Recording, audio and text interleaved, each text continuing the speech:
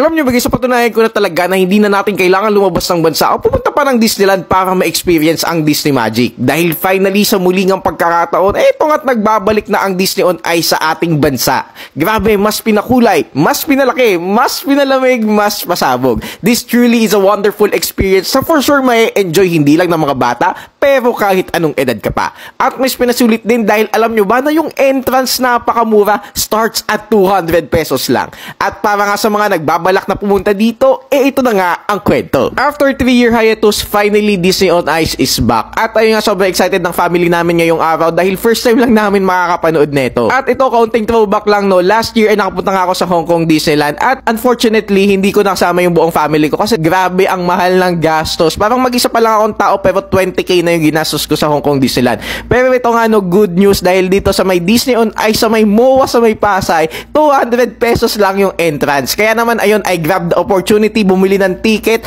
at ayun, sumugod na dito sa Pasay para matunghayan ang world-class performances ng Disney. And sobrang legit naman talaga kasi kung ano yung naramdaman ko na Disney Magic doon sa Disneyland, ganun din yung naramdaman ko dito sa may Disney on Ice sa may Pasay. Paano ba naman kasi halos lahat ng Disney characters na kinalakihan natin makikita at makakasalamuha nga natin dito. Andito sila Mickey Mouse, Minnie Mouse, Frozen, Aladdin, Moana, Toy Story, Lion King, mga Disney princesses, mga luma at bagong Disney characters, lahat makikita nyo dito. Pero ayun nga lang, medyo kailangan nyo nga magmadali dahil hanggang January 7 na lang yung Disney on Ice dito sa ating bansa. Bumili nga pala ako ng ticket through online sa SM Tickets at grabe, ubusan talaga ng tickets, ganun kabilis. So bali, upper box nga pala yung napili namin kasi wala na kaming choice. Bali, ubusan talaga ng tickets and sa pagkakaalam ko, pwede kayo bumili ng tickets mismo doon sa may MOA Arena pero mahaba yata yung pila. At kung sakaling hindi naman kayo makakahabol ngayong taon, don't worry dahil sabi nila parang every year na daw nila at ibabalik na talaga nila yung Disney on Ice. O, di ba? For me, napakasulit talaga ng Disney on Ice kasi sa napakasulit na halaga na 200 pesos at yung pinakamahal nga na ticket ay 5,000, talagang ramdam na ramdam mo yung Disney Magic. Parang sa Disneyland lang din, meron din dito mga merches, meron kayong mabibiling mga pagkain na Disneyland themed, tapos yung mga taong nanonood dito, naka-costume din, ang galing. Actually, nakakatuwa kasi ang dami kong nakitang malalaking daga. Char. Tapos, ay advise na pumunta talaga kayo ng maaga or on time kasi nagsisimula talaga sila ng eksaktong oras, hindi Filipino time. Bali, kahit upper box yung pwesto namin, okay naman yung point of view, maganda naman. Kitang-kita nyo yung buong rink. Tapos, ayun, maganda kasi lahat talaga nakikita nyo lahat ng kulay, pasabog,